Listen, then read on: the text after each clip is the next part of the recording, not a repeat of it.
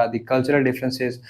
ہمارے لوگ وقت کے اتنے پابند نہیں ہوتے, وہ لوگ وقت کے پابند ہیں. پھر obviously interaction with the opposite gender بھی وہاں پہ it's a very different story, یہاں پر it's a very different thing. تھوڑا سا cultural differences کے بارے میں.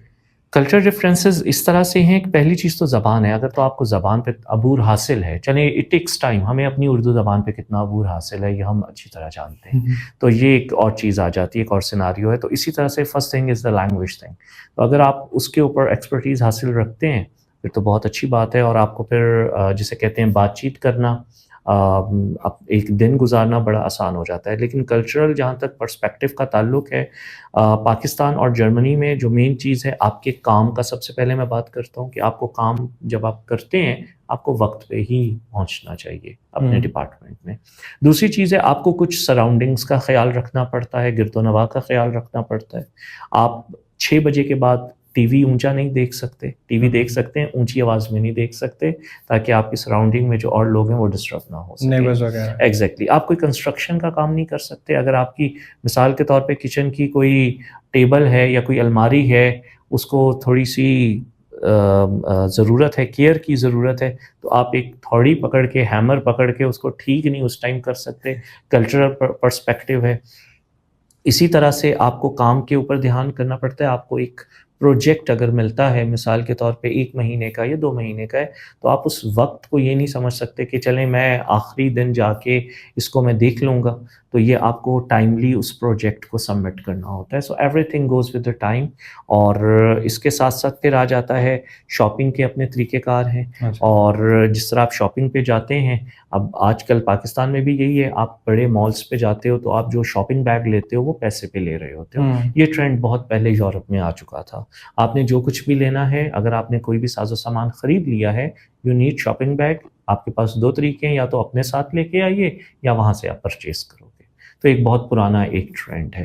اور دوسرا ٹرینڈ یہ ہے کہ آپ اگر مارکیٹ میں ہیں یا کسی شاپنگ مال میں ہیں, آپ نے کوئی بھی جیسے کوئی فروٹ یا ویجیٹیبل لیا, آپ اس کو اگر کہتے ہو کہ مجھے 1 کلو کا 1 kg کا مجھے چاہیے, تو آپ اس کو خود سے وزن اس کا کرو گے, کوئی اور نہیں کرے گا. اور اس کا باقاعدہ آپ اس کا ایک باکس بنا ہوگا, اس کے اوپر لکھا ہوگا کہ بھئی یہ ایپل ہیں.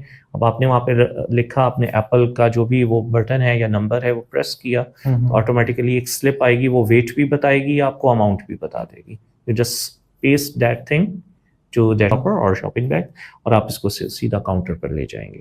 تو کلچرل کافی ایسی اور بھی بہت سی چیزیں آ جاتی ہیں, اور جہاں پر لوگ فیل کرتے ہیں کہ شاید ایک پرایا ملک, پرایا دیس ہے, تو وہاں پر پھر آہستہ آہستہ with the passage of time لوگوں کو پھر آسانیاں بھی فیل ہوتی ہیں. ایسا نہیں ہے کہ وہاں پر آسانیاں فیل نہیں ہوتی. ہاں ضروری یہ ہے کہ آپ کا سوشل جو سرکل ہے یا آپ کی سراؤنڈنگ ہے, اس میں آپ لوگوں سے ملتے رہیں. آپ اسپورٹس ایکٹیویٹیز کریں, رننگ کریں, جاگنگ کریں. آپ کوئی اسپورٹ کھیل لیں, فٹ بال سب سے زیادہ کھیلی جاتی ہے, بیڈمنٹن کھیل لیں, زیادہ اچھا ہے. آپ کبھی بھی بور نہیں ہوں گے. تو آپ کا اس طرح سے سوشل جو سرکل ہے وہ زیادہ اسٹرانگ ہوتا ہے. اور اکثر جو جرمنس ہیں, جب آپ ان کے سرکل میں انٹر ہوتے ہو, وہ کبھی بھی آپ کو پیچھے نہیں کرتے. آپ کو خدا نخواستہ ایشین ہونے کے لیے یہ نہیں کہتے کہ یہ مسلم ہے یا یہ پاکستان سے ہے, ہمارا اس سے کوئی لینا دینا نہیں ہے, ہم اسے انوالو نہیں کریں گے. وہ آپ کو ویلکم کرتے ہیں. تو سب سے ایک اچھی چیز آ جاتی ہے. پھر وہ آپ کو رستے دکھاتے ہیں کہ ٹھیک ہے, اگر آپ یہ پروگرام کر رہے ہیں, اس یونیورسٹی میں ہیں, تو یہ پروگرام کریں, زیادہ بہتر ہوگا. آپ کو زبان میں بھی ہیلپ آؤٹ کرتے ہیں. آپ کوئی چیز سیکھتے ہو, ان سے ہیلپ لیتے ہو, وہ آپ کو ہیلپ آؤٹ کرتے ہیں.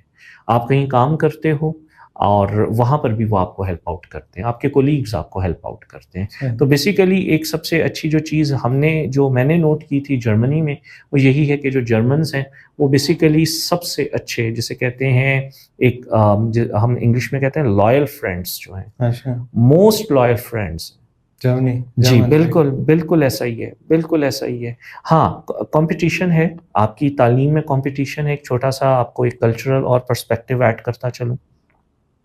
مثال کے طور پہ پاکستان میں اگر جو یونیورسٹیز ہیں, میں نے اکثر نمبر آف یونیورسٹیز, میں بیسیکلی نس یونیورسٹی اور کامسیٹس یونیورسٹی میں بھی جرمن زبان پڑھا چکا ہوں.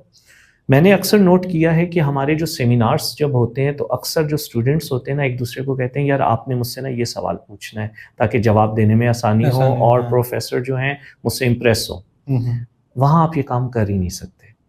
وہاں پر آپ سے مختلف اسٹوڈنٹس مختلف کوشچنس کریں گے اکارڈنگ ٹو دیٹ ٹاپک یا ریلیونٹ ٹاپک. تو آپ کو وہاں پر پھر کافی انٹلیکچوئل ہونا پڑتا ہے. آپ کی کتنی ورکنگ ہے اس ٹاپک کے اوپر, اس تھیم کے اوپر, آپ کو کافی انٹلیکچوئل ہونا پڑتا ہے.